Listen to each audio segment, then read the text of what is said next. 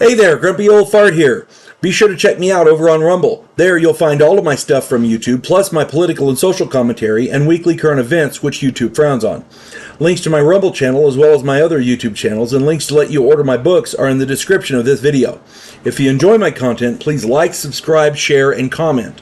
I welcome your comments, even if you disagree with me. Now, on with the video. Hey there, Grumpy Old Fart here. I'm doing an unexplained... I was going to call it an unexplained place, but this is a highway. So, yeah.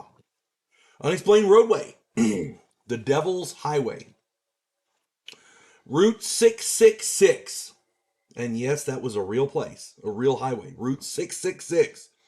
Debuted, like all U.S. highways, in 1926 and started in Cortez, Colorado. It wound through the Four Corners area into Arizona and back into New Mexico, where it ended in Gallup, New Mexico. It's a very challenging route to drive, lots of twists and turns, but the scenery is absolutely gorgeous. Over the years, it was extended north to Monticello, Utah. Route 666 was the sixth road off of historic Route 66. There is a Route 665 and 667, so the naming of the route was not nefarious in any way. That it just happened to be the sixth road, so 666. In 2003, the route's designation was changed to U.S. Highway 491 due to public pressure.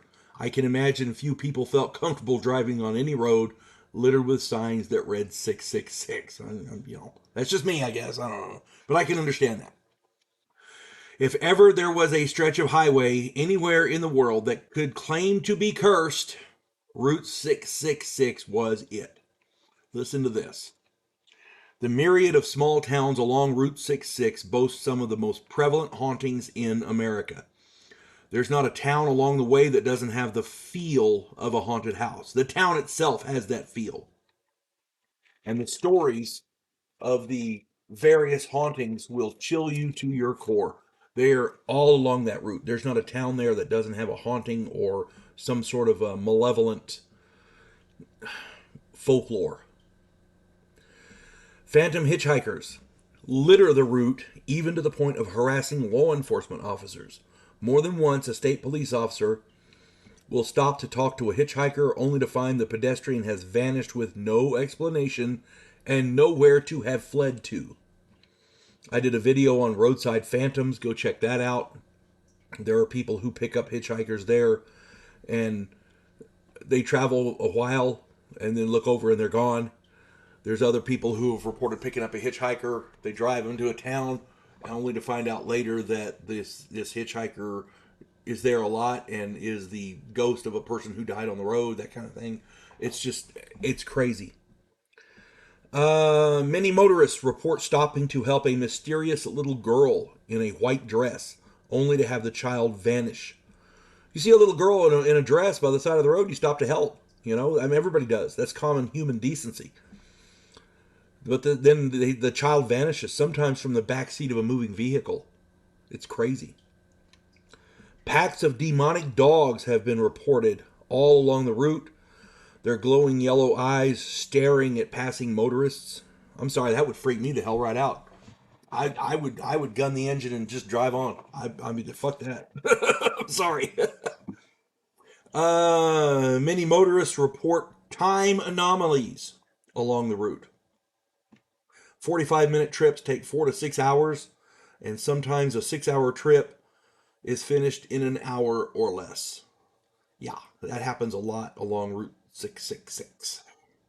Some motorists report leaving Gallup and traveling north on Route 666, only to arrive back in Gallup 3 hours later. Somehow they got turned around and they ended up back in Gallup. This happens a lot. And it happens in other towns too. Somewhere along, they'll leave a town on that route, and they'll drive for a while and then end up back in that town. And they never turned around. They kept going one direction, at least as far as they knew. Such misdirectional driving is fairly common. More than once, motorists report being chased by bands of American Indians, Native Americans, First Americans, whatever your preferred term is. And these American Indians, these first Americans, are apparently on the warpath. They had painted faces and war lances and bows. So yeah, um, that they seem right out of the old west. I mean that would freak me too. Um, Skinwalkers evidently target motorists on Route 666. Sometimes animals will appear out of thin air on the road, causing drivers to swerve and crash. Then the animals are seen to morph into birds and fly away, or into humans and run off into the night. If that didn't work, sometimes determined skinwalkers would appear in the back seat of moving vehicles to frighten or attack the occupants. Yeah, so apparently they get violent sometimes. I'm just telling you what I researched here. Route 666 runs through some of the most prolific UFO hotspots in America, so naturally many motorists see a plethora of UFOs along that route. Missing persons and abandoned vehicles are an almost weekly occurrence along the Devil's Highway. It's if it wasn't so serious, you know, it would be fun, I guess. Fun's not the right word. If it wasn't so serious and people were actually affected by it, it would be a hell of a thing to go see. As I stated earlier, the designation of Route 666 was changed in 2003, but that didn't seem to slow down the paranormal hijinks. The weird goings on continue seemingly unabated. If you feel brave or just want to experience the paranormal, take a drive on Highway 491. Who knows? Maybe you'll discover why they call it the Devil's Highway. And good luck. You folks have a good one. God bless one and all.